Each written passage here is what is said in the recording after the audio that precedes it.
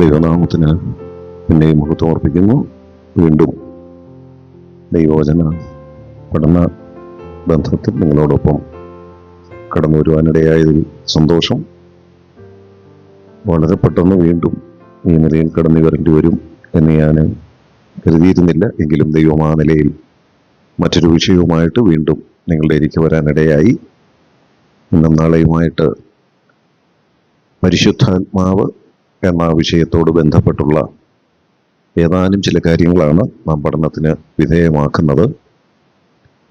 നമുക്കറിയാം, ക്രൈസ്തവ സഭാവിഭാഗങ്ങളിൽ വളരെ വ്യത്യസ്തമായ പഠിപ്പിക്കലുകളുള്ള ഒരു വിഷയമാണ് പരിശുദ്ധാത്മാവ്.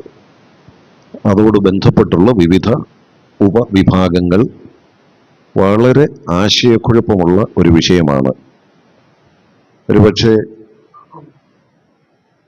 ഉപദേശ വിഷയങ്ങളിൽ വളരെ ഗഹനമായ മറ്റു ചില വിഷയങ്ങളൊക്കെ ഉണ്ട് എങ്കിലും, പ്രത്യേകിച്ച് കഴിഞ്ഞ ക്ലാസ് തൃത്വം അല്ലേ, അതൊക്കെ ക്രൈസ്തവ സഭകളിൽ പൊതുവെ എല്ലാവരും അംഗീകരിക്കുന്ന ഒരു വിഷയമാണ്. എന്നാൽ അതിൽ തന്നെ പിതാവ് പുത്രൻ ആ രണ്ട് വ്യക്തിത്വങ്ങളുടെയും വ്യക്തിത്വവും ദൈവത്വവും ഒക്കെ ഒരളവോളം അംഗീകരിക്കുന്നുണ്ട്. എന്നാൽ ക്രൈസ്തവ സഭാ വിഭാഗങ്ങളിൽ പരിശുദ്ധാത്മാവ് എന്ന വിഷയത്തോടുള്ള ബന്ധത്ത് പരിശുദ്ധാത്മാവിൻ്റെ വ്യക്തിത്വം, ദൈവത്വം എന്നീ വിഷയങ്ങളും പരിശുദ്ധാത്മാവിൻ്റെ പ്രവർത്തനങ്ങളെക്കുറിച്ചും പരിശുദ്ധാത്മാവ് നമ്മിൽ പ്രവർത്തിച്ച് നമ്മിൽ നൽകിയിട്ടുള്ള സഭയുടെ അഭിവൃദ്ധിക്കായിട്ട് ഉപയോഗിക്കപ്പെടേണ്ട കൃപാവരങ്ങളോട് ബന്ധപ്പെട്ടുമൊക്കെ വളരെ വ്യത്യസ്തങ്ങളായ പഠിപ്പിക്കലുകളാണ് നമുക്ക് ചുറ്റും ക്രൈസ്തവ സഭാ വിഭാഗങ്ങളിലുള്ളത്. അതുകൊണ്ട് ഒരളവിൽ പറഞ്ഞാൽ അടിസ്ഥാന ഉപദേശ വിഷയങ്ങളിൽ ഏറ്റവും ആശയക്കുഴപ്പമുള്ള ഒരു വിഷയമാണ് പരിശുദ്ധാത്മാവിനെ കുറിച്ചുള്ള പഠനം എന്ന് പറയുന്നത്. നമ്മൾ ആ വിഷയം സംബന്ധിച്ചാണ് ഏതാണ്ട് 3-4 ക്ലാസ്സുകൾ ഇന്നും നാളെയുമായിട്ട് ചിലവഴിക്കാനായിട്ട് ആഗ്രഹിക്കുന്നത്. എന്നാൽ 3-4 ക്ലാസ്സുകൾ കൊണ്ട് പഠിക്കാവുന്ന ഒരു വിഷയമല്ല പരിശുദ്ധാത്മാവ് എന്നുള്ള ആ വിഷയം. കാരണം പരിശുദ്ധാത്മാവിനെ കുറിച്ച് നമ്മൾ പഠിക്കുമ്പോൾ പരിശുദ്ധാത്മാവിൻ്റെ വ്യക്തിത്വം എന്നുള്ള ഒരു വിഷയമുണ്ട്, പരിശുദ്ധാത്മാവിൻ്റെ ദൈവത്വമുണ്ട്, പരിശുദ്ധാത്മാവിൻ്റെ പ്രവർത്തനങ്ങളെക്കുറിച്ച് പരിശുദ്ധാത്മാവിന് സാദൃശ്യമായി ചില കാര്യങ്ങളെ ദൈവവചനത്തിൽ സൂചിപ്പിച്ചിട്ടുണ്ട്. അവയിലൂടെ പരിശുദ്ധാത്മാവിൻ്റെ പ്രവർത്തനങ്ങളെക്കുറിച്ച് നമുക്ക് പഠിക്കാനായിട്ട് കഴിയും. പരിശുദ്ധാത്മ പ്രാപണം എന്ന് പറയുന്ന ഒരു വിഷയമുണ്ട്, പരിശുദ്ധാത്മ അഭിഷേകം എന്ന് പറയുന്ന ഒരു വിഷയമുണ്ട്, പരിശുദ്ധാത്മ മുദ്ര എന്ന് പറഞ്ഞ ഒരു വിഷയമുണ്ട്, പരിശുദ്ധാത്മ അച്ചാരം എന്ന് പറഞ്ഞ് ആ വിഷയ പഠനത്തിൽ ഒരു ഭാഗമുണ്ട്, പരിശുദ്ധാത്മ നിറവ് എന്ന ആ തലക്കെട്ടിൽ ആ വിഷയത്തെ നാം പഠിക്കാം. പരിശുദ്ധാത്മ സ്നാനം, അത് പരിശുദ്ധാത്മാവിനെ കുറിച്ചുള്ള പഠനത്തിലെ മറ്റൊരു വിഷയമാണ്. പരിശുദ്ധാത്മ വരങ്ങൾ, അത് പല ആഴ്ചകൾ എന്ന് പറയാൻ പല മണിക്കൂറുകൾ തന്നെ പഠിക്കാൻ ആവശ്യമായ ഒരു വിഷയമാണ്. യേശു ക്രിസ്തുവിന് തൻ്റെ ഐഹിക ജീവിതകാലത്ത് പരിശുദ്ധാത്മാവിൻ്റെ പ്രവർത്തനം തന്നിൽ എങ്ങനെയൊക്കെ ഉണ്ടായിരുന്നു, പരിശുദ്ധാത്മാവിനോട് നമുക്കുണ്ടായിരിക്കേണ്ട പ്രതികരണങ്ങൾ എന്തൊക്കെയാണ് എന്നിങ്ങനെ പരിശുദ്ധാത്മാവിനോട് ബന്ധപ്പെട്ടുള്ള അനേക വിഷയങ്ങൾ പല തലക്കെട്ടുകളിലായിട്ട് പഠിക്കാനായിട്ടുണ്ട്. എന്നാൽ ഇതിലൊക്കെ ചിലതു മാത്രം ചുരുങ്ങിയ ചില വാക്കുകളിൽ അല്ലെങ്കിൽ അത്യാവശ്യമായ ചില തെളിവുകൾ ദൈവവചനത്തിലൂടെ നോക്കി ഏതാനും ചില വിഷയങ്ങൾ മാത്രമാണ് നമുക്ക് ഈ 4 ക്ലാസ്സുകൾ കൊണ്ട് പഠിക്കാനായിട്ട് സാധിക്കുന്നത്. നമ്മൾ വേദപുസ്തകം പരിശോധിച്ചാൽ പരിശുദ്ധാത്മാവിനെ കുറിച്ച് നമുക്ക് ഉൽപ്പത്തി പുസ്തകം മുതൽ വെളിപ്പാട് പുസ്തകം വരെയും കാണാനായിട്ട് കഴിയും.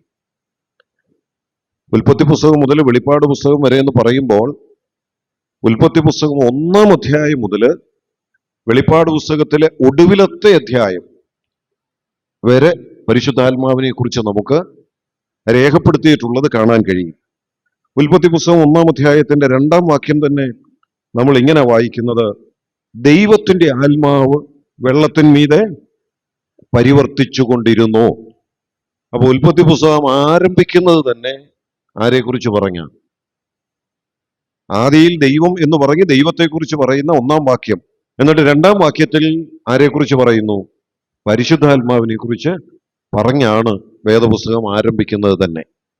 പിന്നീട് ബൈബിളിലെ 66 പുസ്തകങ്ങളിലും എല്ലാ പേജുകളിലൂടെയും കടന്ന് ഏറ്റവും ഒടുവിലത്തെ അധ്യായത്തിലേക്ക് വന്നാൽ വെളിപ്പാട് പുസ്തകം 22-ാം അധ്യായത്തിന്റെ 17-ാമത്തെ വാക്യത്തിലും പരിശുദ്ധാത്മാവിനെ കുറിച്ച് പറഞ്ഞാണ് വേദപുസ്തകം അവസാനിപ്പിക്കുന്നത്.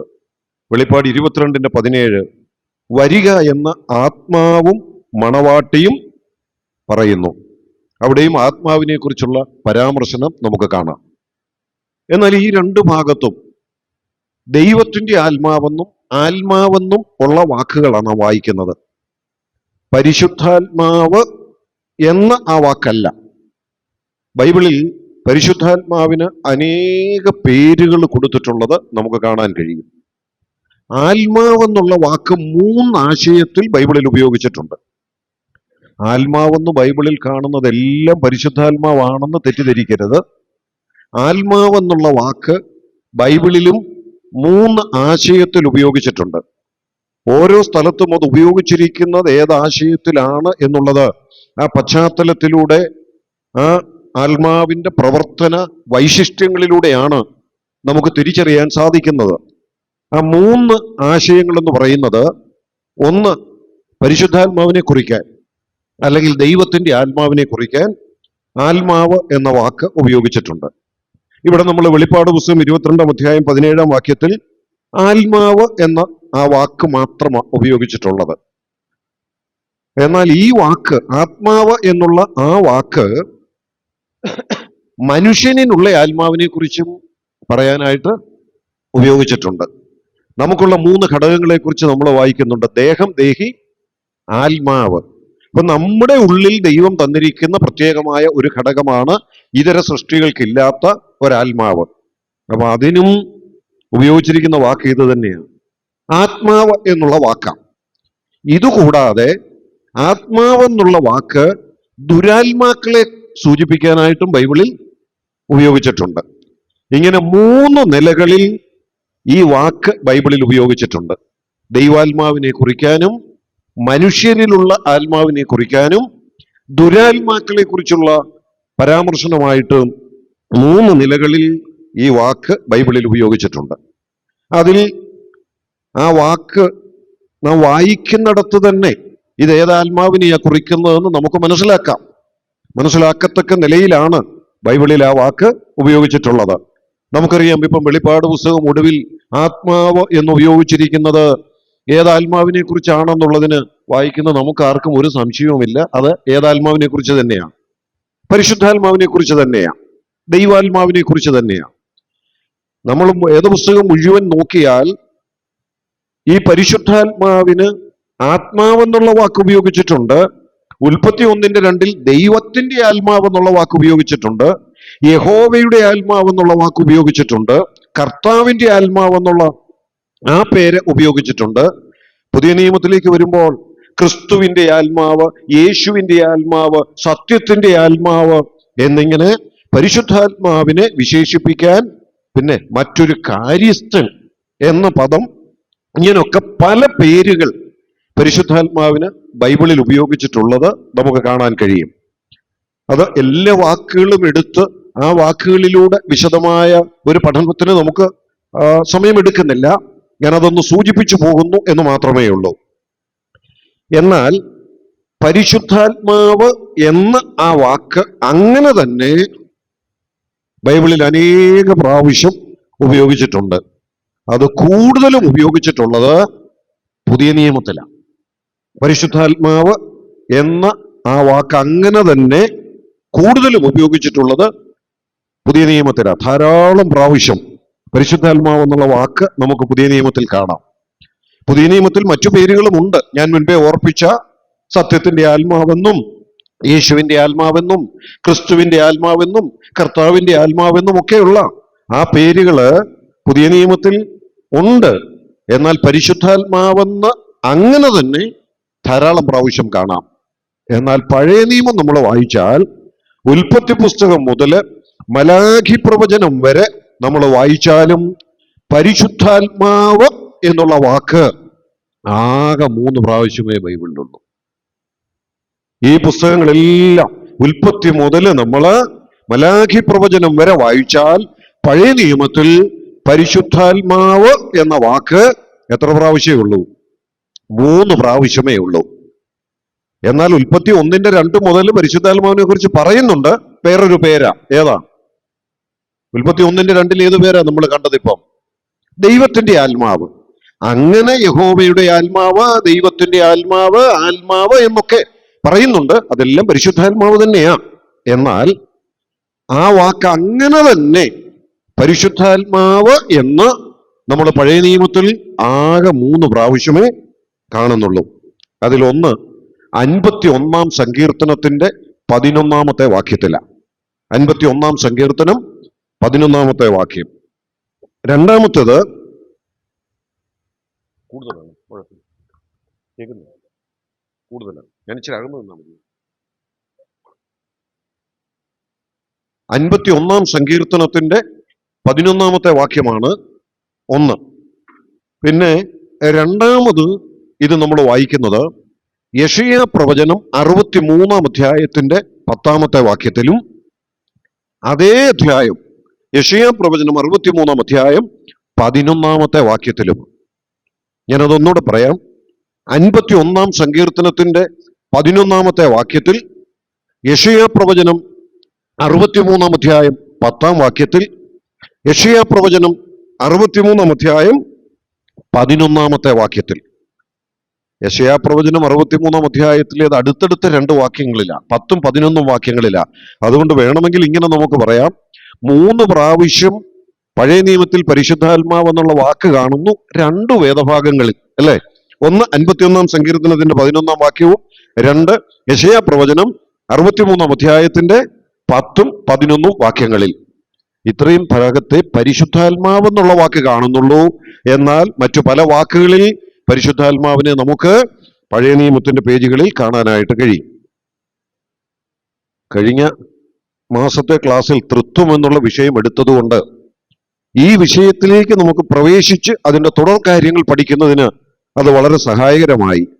കാരണം പരിശുദ്ധാത്മാവിനെ കുറിച്ച് പഠിക്കുമ്പോൾ ഏറ്റവും പ്രധാനമായിട്ട് തുടക്കത്തിൽ തന്നെ നമ്മൾ മനസ്സിലാക്കേണ്ട ഒരു വിഷയമാണ് പരിശുദ്ധാത്മാവ് ദൈവീക തൃത്വത്തിലെ ഒരുവനാണ് എന്നുള്ളത്. വേദപുസ്തകം വെളിപ്പെടുത്തുന്ന ദൈവത്തിന് മാത്രമുള്ള പ്രത്യേകതയാണ്.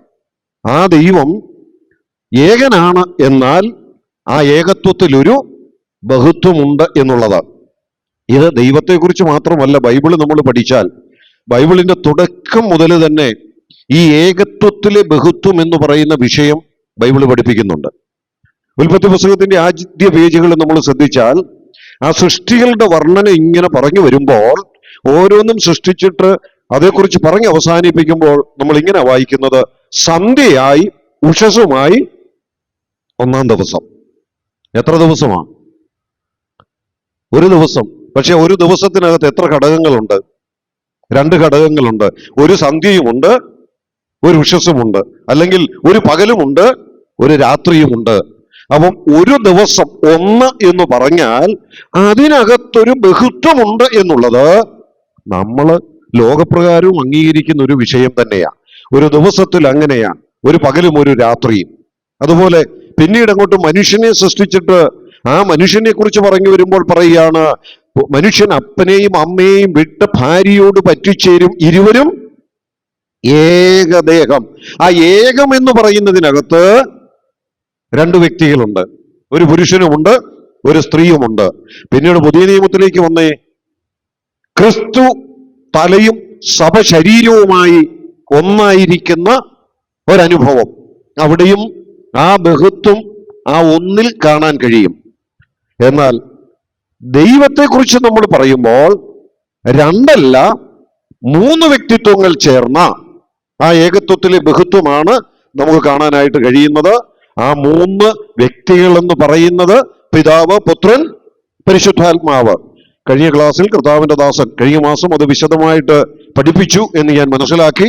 അതുകൊണ്ട് അങ്ങോട്ട് അല്പം പോലും പോകാതെ അതിന്റെ ബാക്കിയിലേക്ക് ഞാൻ പ്രവേശിക്കുക. ഇതിൽ പരിശുദ്ധാത്മാവിനെ കുറിച്ചാണ് നമ്മൾ പഠിക്കാൻ പോണത്. പരിശുദ്ധാത്മാവിന്റെ വ്യക്തിത്വത്തെക്കുറിച്ചും ഒരുപക്ഷെ സൂചിപ്പിച്ച് കാണും എന്ന് ഞാൻ കരുതുന്നു. എന്നാൽ ഒരു വാക്ക് മാത്രം, ഒരു തെളിവ് മാത്രം പരിശുദ്ധാത്മാവിന്റെ വ്യക്തിത്വത്തെക്കുറിച്ച് പറയുവാൻ ഒന്ന് സൂചിപ്പിക്കാം. നമ്മൾ ബൈബിൾ നോക്കിയാൽ പരിശുദ്ധാത്മാവിനെ കുറിച്ച് പറയാൻ ഉപയോഗിച്ചിട്ടുള്ള സർവനാമം ഏതാണ് എന്ന് ശ്രദ്ധിച്ചാൽ മതി. ഇപ്പൊ നമ്മൾ സാധാരണ ഇപ്പം എന്നെക്കുറിച്ച് എന്തെങ്കിലും കാര്യങ്ങൾ നിങ്ങൾ പറയുകയാണെങ്കിൽ ആദ്യം പറയും സജീവ്, പിന്നെ ആ വാചകങ്ങൾ ആവർത്തിക്കേണ്ടി വരുമ്പോൾ എപ്പോഴും സജീവ് എന്ന് എടുത്തു പറയത്തില്ല, പകരം ഒരു സർവനാമം ഉപയോഗിക്കും. ഏതാണ് ആ സർവനാമം? അവൻ, അല്ലേ? ഹി എന്നുള്ള സർവനാമം ഉപയോഗിക്കും.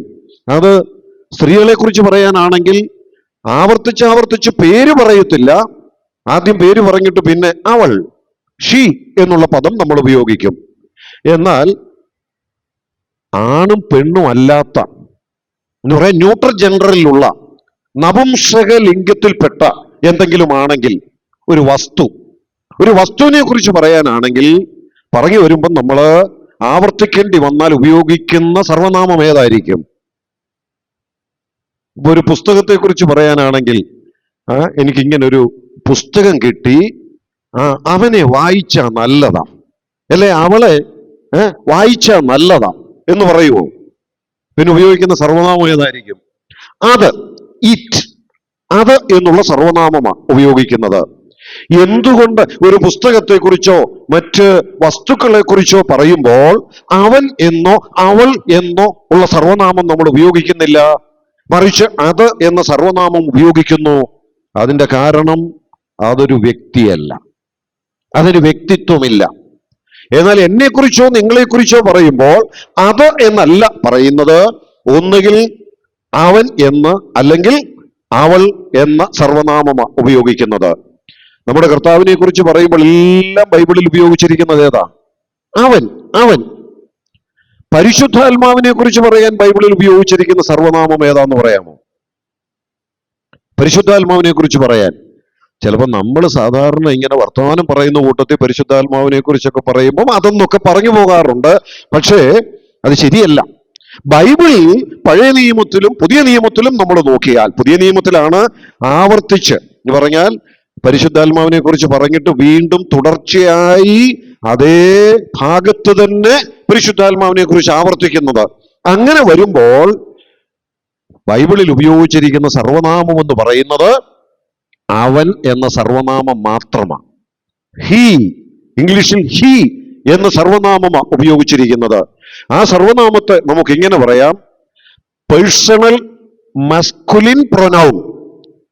പേഴ്സണൽ പ്രൊനൗൺ വ്യക്തികൾക്ക് ഉപയോഗിക്കുന്ന സർവനാമം, അതേ സമയത്ത് അത് മാസ്കുലിൻ പ്രൊനൗണുമാണ്, പുരുഷന്മാർക്ക് ഉപയോഗിക്കുന്ന പ്രൊനൗണുമാണ് പരിശുദ്ധാത്മാവിനെ കുറിച്ച് പറയുവാൻ ബൈബിളിൽ ഉപയോഗിച്ചിട്ടുള്ളത്. അനേക വാക്യങ്ങളുണ്ട്. നമ്മൾ യോഹന്നാന്റെ സുവിശേഷം മാത്രം വേഗത്തിൽ ചില വാക്യങ്ങളൊന്ന് വായിക്കാമെങ്കിൽ അത് നമുക്കൊന്ന് മനസ്സിലാക്കി പോകാം. യോഹന്നാന്റെ സുവിശേഷം 14 അധ്യായത്തിന്റെ 16 വാക്യം ആരെങ്കിലും ഒന്ന് വേഗത്തിൽ വായിക്കുക. യോഹന്നാന്റെ സുവിശേഷം 14 അധ്യായം 16 വാക്യം.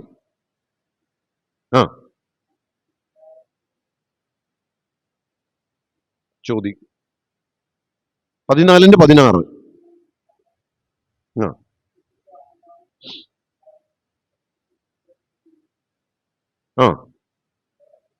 ലോകം അവനെ കാണുകയോ അറിയുകയോ ചെയ്യായകയാൽ അവനെ ലഭിപ്പാൻ കഴിയുകയില്ല. അപ്പൊ അവിടെയൊക്കെ പരിശുദ്ധാത്മാവിന് ഉപയോഗിച്ചിരിക്കുന്നത് ഏതാണ്? അവനെ. അതുപോലെ തന്നെ 15 അധ്യായം 26 വാക്യം. എല്ലാം വായിക്കണമെന്നില്ല, നിങ്ങൾ നോട്ട് ചെയ്യുന്നുണ്ടെങ്കിൽ പിന്നീട് പോയി വായിച്ചു നോക്കിയാൽ മതി, നമുക്ക് സമയലാഭം. 15 അധ്യായത്തിന്റെ 26 വാക്യത്തിലുണ്ട്, 16 അധ്യായത്തിന്റെ 7 വാക്യത്തിലുണ്ട്, 8 വാക്യത്തിലുണ്ട്, 13 വാക്യത്തിലുണ്ട്, 14 വാക്യത്തിലുണ്ട്. ഇങ്ങനെ പരിശുദ്ധാത്മാവിനെ കുറിച്ച് എവിടൊക്കെ സർവനാമം ഉപയോഗിക്കേണ്ടി വന്നിട്ടുണ്ടോ അവിടെ എല്ലാം ഉപയോഗിച്ചിരിക്കുന്ന സർവനാമം ഏതാ? അവൻ എന്നുള്ള സർവനാമമാ. അതെന്താ സൂചിപ്പിക്കുന്നത്? പരിശുദ്ധാത്മാവ് ഒരു വ്യക്തിയാണ്. പരിശുദ്ധാത്മാവിന് വ്യക്തിത്വമുണ്ട്. പ്രത്യേകിച്ച് പരിശുദ്ധാത്മാവിനെ കുറിച്ച് ചില സഭാവിഭാഗങ്ങൾ പറയുന്നത്, പരിശുദ്ധാത്മാവെന്ന് പറയുന്നത് ദൈവം പ്രവർത്തിക്കാൻ ഉപയോഗിച്ചിരിക്കുന്ന ശക്തിയാണ് എന്ന് പറഞ്ഞാൽ ഇങ്ങനെ പറയുന്നത്, പരിശുദ്ധാത്മാവ് the excited energy from God. ദൈവത്തിന് പിന്നീടുള്ള കാര്യങ്ങൾ നടത്താൻ എന്ന് പറയുന്ന സൃഷ്ടിപ്പുൾപ്പെടെയുള്ള കാര്യങ്ങൾ നടത്തുവാൻ, ഈ ലോകത്തെ പരിപാലിച്ചു കൊണ്ടുപോകുവാൻ ദൈവത്തിൽ നിന്ന് ബഹിർഗമിക്കുന്ന ശക്തിയാ ദൈവത്തിന്റെ പരിശുദ്ധാത്മാവ് എന്നാണ് പരിശുദ്ധാത്മാവിനെ കുറിച്ച് ചില സഭാവിഭാഗങ്ങൾ ധരിച്ചു വച്ചിരിക്കുന്നതും പഠിപ്പിക്കുന്നതും. എന്നാൽ നമുക്കറിയാം പരിശുദ്ധാത്മാവ് ദൈവിക ശക്തി ഉണ്ട്, എന്നാൽ കേവലം ശക്തിയല്ല. പരിശുദ്ധാത്മാവ് ഒരു വ്യക്തി തന്നെയാ. ത്രിയേക ദൈവത്വത്തിലെ ഒരു വ്യക്തി തന്നെയാണ് പരിശുദ്ധാത്മാവ്. പ്രത്യേകിച്ച് കഴിഞ്ഞ മാസത്തെ ക്ലാസ്സിൽ അതൊക്കെ എടുത്ത് കാണും വിശദമായിട്ട്. എങ്കിലും മുഖവുര പോലൊന്ന് പറഞ്ഞ് തുടർഭാഗത്തേക്ക് പ്രവേശിക്കാൻ വേണ്ടി ഞാൻ പറയുകയാണ്. പ്രത്യേകിച്ച് ത്രിയേക ദൈവം എന്നുള്ള ആ ആശയത്തെ പുതിയ നിയമത്തിൽ അനേക ഭാഗങ്ങളിൽ കാണാം. വ്യക്തമായി കാണുന്ന രണ്ട് വേദഭാഗങ്ങളുണ്ട്. ഒന്ന് മത്തായി സുവിശേഷം 28-ാം അധ്യായത്തിന്റെ 19-ാമത്തെ വാക്യമാണ്. നമ്മുടെ കർത്താവ് നൽകിയ ഗ്രേറ്റ് കമ്മീഷൻ, തന്റെ സ്വർഗാരോഹണത്തിന് മുമ്പ് ശിഷ്യന്മാരെ വിളിച്ച് ഭൂലോകമൊക്കെയും പോയി സുവിശേഷം പറയണം എന്നൊക്കെ പറഞ്ഞ് ഒരു കാര്യം കൂടെ പറഞ്ഞു, അവസാനിപ്പിച്ചു. വിശ്വസിക്കുന്നവരെ നിങ്ങൾ സ്നാനപ്പെടുത്തണം. ആ സ്നാനത്തെക്കുറിച്ച് പറയുമ്പോൾ പറഞ്ഞത് പ്രത്യേകം ശ്രദ്ധിക്കാം.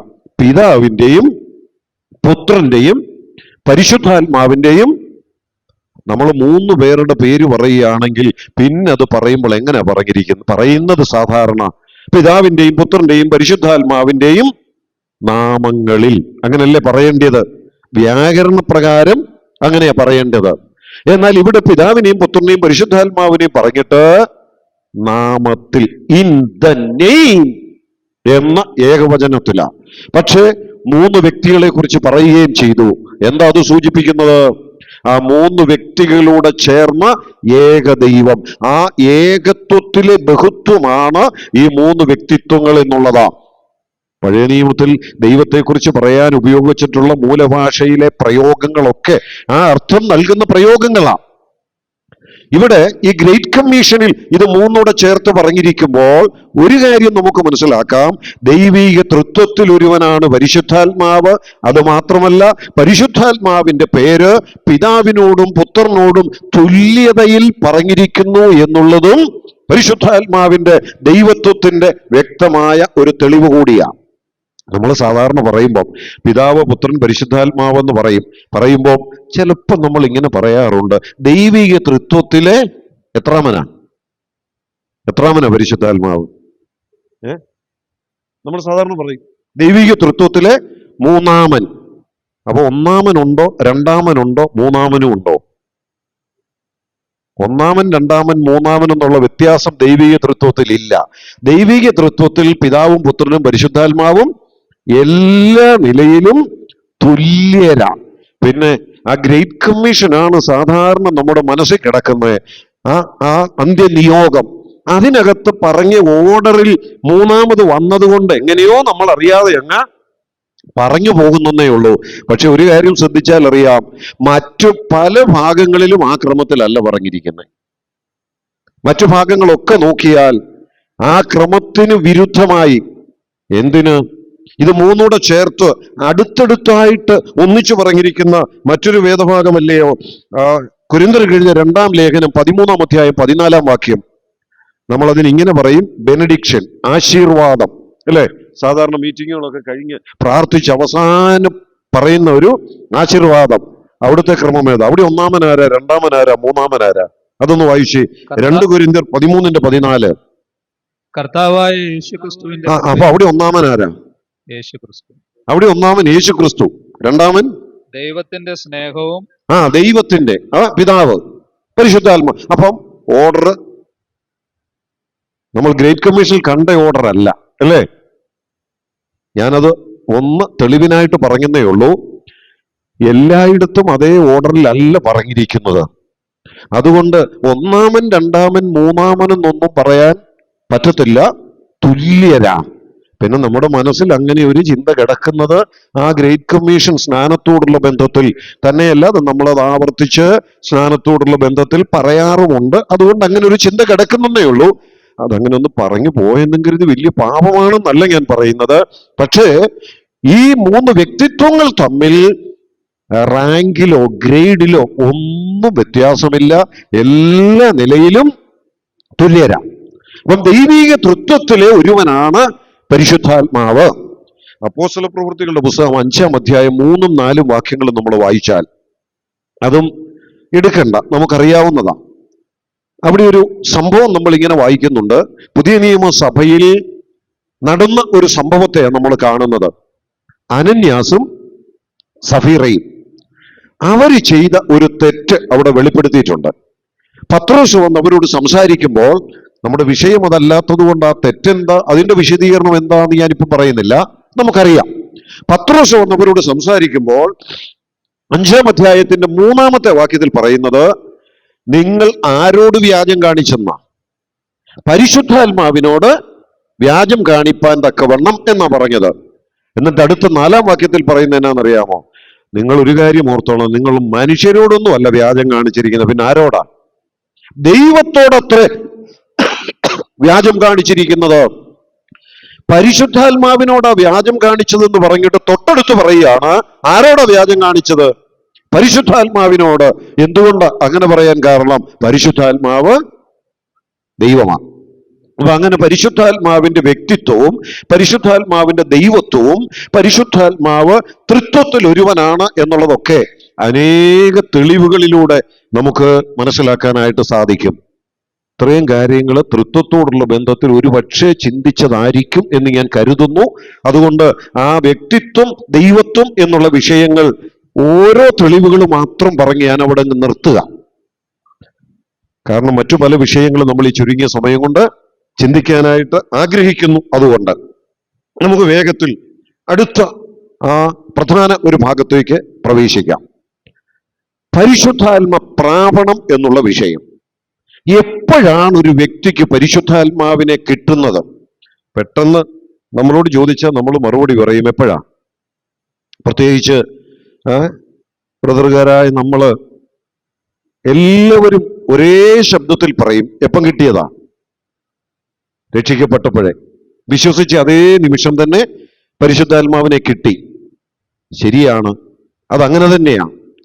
എന്നാൽ നമുക്കറിയാം ചില സഭാവിഭാഗങ്ങളൊക്കെ രക്ഷിക്കപ്പെട്ടതാന്നൊക്കെ പറഞ്ഞു കഴിയുമ്പം പിന്നെ നമ്മളോട് ചിലപ്പോൾ ചോദിക്കും, കാര്യം ശരിയാ, നിങ്ങൾക്ക് പരിശുദ്ധാത്മാവിനെ കിട്ടിയിട്ടുണ്ടോ? അതിന് വേറെ ചില വാക്കുകളൊക്കെ പിന്നെ ഉപയോഗിക്കും. അഭിഷേകം കിട്ടിയിട്ടുണ്ടോ? അപ്പൊ പരിശുദ്ധാത്മ അഭിഷേകം എന്ന് പറയുന്ന വിഷയം നമ്മൾ അടുത്തത് ഒന്ന് ചിന്തിക്കുന്നുണ്ട്. അതുകൊണ്ട് പരിശുദ്ധാത്മ പ്രാപണം എന്നുള്ളത് മാത്രം അല്പമായിട്ട് വേഗത്തിൽ ഒന്ന് നോക്കാം. ഇത് രക്ഷിക്കപ്പെട്ട ഉടൻ കിട്ടുന്നതാണോ അതോ അത് കഴിഞ്ഞ് അല്പം കാത്തിരുന്ന് പ്രാപിക്കേണ്ട ഒന്നാണോ? ആരോ ചിലരൊക്കെ വന്ന്, അഭിഷിക്തന്മാരെന്നറിയപ്പെടുന്ന ചിലര് വന്ന് തലേ കൈവച്ച് പ്രാർത്ഥിക്കുമ്പോൾ കിട്ടേണ്ടതാണോ? അതോ രക്ഷിക്കപ്പെട്ട് സ്നാനപ്പെടുമ്പോഴോ സ്നാനത്തിന് ശേഷമോ കിട്ടേണ്ടതാണോ? അങ്ങനൊക്കെ ചിന്തിച്ചു പോകാവുന്ന നിലയിലുള്ള ചില സംഭവങ്ങൾ പുതിയ നിയമത്തിൽ നമ്മൾ കാണുന്നുണ്ട്. അതുകൊണ്ട് അതിൻ്റെ അടിസ്ഥാനത്തിലൊക്കെയാണ് അങ്ങനെയുള്ള ചില ചിന്തകളും പഠിപ്പിക്കലുകളും ഒക്കെ പരിശുദ്ധാത്മ പ്രാപണത്തോട് ബന്ധപ്പെട്ട് നാം കേൾക്കുന്നത്. എന്നാൽ നമുക്ക് തിരുവഴുത്തിലൂടെ അതൊന്നും മനസ്സിലാക്കി പോകാം. ഒരു വ്യക്തിയിൽ പരിശുദ്ധാത്മാവിന്റെ പ്രവർത്തനം തുടങ്ങുന്നത് എപ്പോഴാണ്? ഒരു വ്യക്തിയോടുള്ള ബന്ധത്തിൽ പരിശുദ്ധാത്മാവിന്റെ പ്രവർത്തനം തുടങ്ങുന്നത് എപ്പോഴാണ്? രക്ഷിക്കപ്പെടുന്നതിന് മുമ്പേ തുടങ്ങുക, അല്ലേ? രക്ഷിക്കപ്പെടുന്നതിന് മുമ്പേ എന്ന് പറഞ്ഞാൽ പാപിയായിരിക്കുമ്പം തന്നെ തുടങ്ങുക. യോഹന്നാന്റെ സുവിശേഷം 16-ാം അധ്യായത്തിന്റെ 18-ാമത്തെ വാക്യം, അവിടെ അതുണ്ട്. യോഹന്നാന്റെ സുവിശേഷം 16-ാം അധ്യായം 18-ാമത്തെ വാക്യത്തിൽ ഒരു വ്യക്തി പാപിയായിരിക്കുമ്പം തന്നെ ആ വ്യക്തിയോടുള്ള ബന്ധത്തിൽ പരിശുദ്ധാത്മാവിന്റെ പ്രവർത്തനം ആരംഭിക്കുന്നു. അവിടെ എന്താ നമ്മൾ വായിക്കുന്നത്? പാപത്തെക്കുറിച്ചും നീതിയെക്കുറിച്ചും ന്യായവിധിയെക്കുറിച്ചും ബോധം വരുത്തുന്ന ശുശ്രൂഷ ആരാ ചെയ്യുന്നത്? അവൻ രക്ഷിക്കപ്പെടുന്നതിന് മുമ്പ് തന്നെ ആ വ്യക്തിയോടുള്ള ബന്ധത്തിൽ പരിശുദ്ധാത്മാവിന്റെ പ്രവർത്തനം ആരംഭിച്ചിട്ടുണ്ട്. പക്ഷെ ഉള്ളിൽ വരുന്നില്ല, പുറത്ത് നിന്ന് ആ പ്രവർത്തനങ്ങൾ നടക്കുക, ബോധം വരുത്തുന്ന ശുശ്രൂഷ. എന്നാൽ അടുത്ത് യോഹന്നാന്റെ സുവിശേഷം 3-ാം അധ്യായം 5-6 വാക്യങ്ങളൊന്ന് വായിക്കാമോ? യോഹന്നാന്റെ സുവിശേഷം 3-ാം അധ്യായം 5-6 വാക്യങ്ങൾ. ആമേൻ ആമേൻ ഞാൻ നിന്നോട് പറയുന്നു, വെള്ളത്താലും ആത്മാവിനാലും ജനിച്ചില്ല എങ്കിൽ ദൈവരാജ്യത്തിൽ കടപ്പാൻ ആർക്കും കഴിയുകയില്ല. ദൈവരാജ്യത്തിൽ കടക്കാൻ വീണ്ടും ജനിക്കണമെന്ന് പറയുന്ന കർത്താവും നിക്കോദിമോസുമായിട്ടുള്ള ആ സംഭാഷണമാണ്. ആ സംഭാഷണത്തിൽ പ്രത്യേകം എടുത്തു പറയുന്നു, ഇതെങ്ങനെ നടക്കുന്നത്, ഇതെങ്ങനെ സാധിക്കുന്നത്? വെള്ളത്താലും ആത്മാവിനാലും. അവിടെ വെള്ളം എന്നുള്ളത് ദൈവവചനത്തെ സൂചിപ്പിക്കുന്നു. ഇവിടെ ആത്മാവെന്ന് പറയുന്നത് ഏതാത്മാവ് തന്നെയാണ്? പരിശുദ്ധാത്മാവ്. അടുത്ത വാക്യം കൂടെ. ജഡത്താൽ ജനിച്ചത് ജഡമാകുന്നു, ആത്മാവിനാൽ ജനിച്ചത് ആത്മാവാകുന്നു. അപ്പൊ വീണ്ടും ജനനം നടക്കുന്നത് പോലും ദൈവാത്മാവിനാലാണ്. അവൻ വീണ്ടും ജനിക്കുന്നതിന് മുൻപ് പുറത്തുനിന്ന് പരിശുദ്ധാത്മാവിന്റെ പ്രവർത്തനം നടക്കുന്നു. എപ്പോൾ വീണ്ടും ജനിക്കുന്നു അപ്പോൾ ആത്മാവിനാൽ ജനിക്കുന്നു. അവിടെ ആ വ്യക്തിയിൽ പരിശുദ്ധാത്മാവിന്റെ പ്രവർത്തനം നടക്കുക. അപ്പൊ ഒരു വ്യക്തിയോട് ബന്ധപ്പെട്ട് രക്ഷിക്കപ്പെടുന്നതിന് മുമ്പ് തന്നെ, പാപിയായിട്ടിരിക്കുമ്പം തന്നെ പരിശുദ്ധാത്മാവിന്റെ പ്രവർത്തനമുണ്ട്. ആ വ്യക്തി വീണ്ടും ജനിക്കുമ്പോൾ ആ വ്യക്തിയുടെ ഉള്ളിൽ പരിശുദ്ധാത്മാവ് പ്രവർത്തിച്ചാണ് വീണ്ടും ജനിക്കുന്നത്. ഇനിയും ചില വാക്യങ്ങളൊന്ന് എടുത്ത് വായിക്കണം. യോഹന്നാന്റെ സുവിശേഷം 7-ാം അധ്യായം 39-ാം വാക്യം. യോഹന്നാന്റെ സുവിശേഷം 7-ാം അധ്യായം 39-ാം വാക്യം. അവൻ ഇത് തന്നിൽ വിശ്വസിക്കുന്നവർക്ക് ലഭിക്കാനുള്ള ആത്മാവിനെ കുറിച്ചാകുന്നു പറഞ്ഞത്. മതി. തന്നിൽ വിശ്വസിക്കുന്നവർക്ക് ലഭിക്കാനുള്ള ആത്മാവിനെ കുറിച്ച്. അപ്പൊ ആത്മാവിനെ എപ്പോഴാ കിട്ടുന്നത്? യോഹന്നാന്റെ സുവിശേഷം 7-ാം അധ്യായം 39-ാം വാക്യം എന്ന് പറയുന്നത്, അതിന്റെ 37 മുതലുള്ള വാക്യങ്ങൾ വായിച്ചാൽ അറിയാം. ഉത്സവത്തിന്റെ മഹാദിനമായ ഒടുക്കത്തെ നാളിൽ യേശു നിന്നുകൊണ്ട്, ദാഹിക്കുന്നവനെല്ലാം എന്റെ അടുക്കൽ വന്ന് കുടിക്കട്ടെ, എന്നിൽ വിശ്വസിക്കുന്നതിന്റെ ഉള്ളിൽ നിന്ന് തിരുവെഴുത്ത് പറയുന്നത് പോലെ ജീവജലത്തിന്റെ നദികൾ ഒഴുകുമെന്ന് വിളിച്ചു പറഞ്ഞു. എന്നിട്ട് അതിന്റെ അർത്ഥം പറയുക, അതിന്റെ വ്യാഖ്യാനം പറയുക. ഇത് എന്തിനെ കുറിച്ചാണ് കർത്താവ് പറഞ്ഞത്? തന്നിൽ വിശ്വസിക്കുന്നവർക്ക് ലഭിക്കാനുള്ള ആത്മാവിനെ കുറിച്ച്. അപ്പൊ ആത്മാവിനെ എപ്പോഴാ കിട്ടുന്നത്? ആ വാക്യം വളരെ വ്യക്തമായിട്ട് പറയാം. അത് ആര് പറഞ്ഞ വാക്യമാണ്? പിന്നീട് ലേഖനങ്ങളിലേക്ക് വരുമ്പോഴാണ് നമുക്ക് വേണം ഇങ്ങനെ പറയാം, അത് പൗലോസാ പറഞ്ഞേ, അല്ല ഇന്ന ആളാ പറഞ്ഞെന്ന് പറയാം. പക്ഷെ ഇത് കർത്താവ് തന്നെ പറഞ്ഞിരിക്കുന്ന വാക്യമാണ്. പൗലോസ് പറയുന്നതും ദൈവാത്മാവിൽ തന്നെയാണ്, ദൈവശ്വാസീയമായ തിരുവെഴുത്താണ്. എന്നാൽ ഇവിടെ ഇത് പറഞ്ഞിരിക്കുന്നത് എന്ന് പറഞ്ഞാൽ അവിടെ കർത്താവ് തന്നെ മുകളിൽ പറഞ്ഞ കാര്യത്തിന്റെ വ്യാഖ്യാനം കർത്താവ് തന്നെ തന്നിരിക്കുക.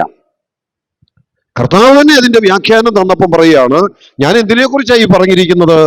ഈ പറഞ്ഞിരിക്കുന്നത് വിശ്വസിക്കുന്നവർക്ക്, തന്നിൽ വിശ്വസിക്കുന്നവർക്ക് ലഭിക്കാനുള്ള ആത്മാവിനെ കുറിച്ച്.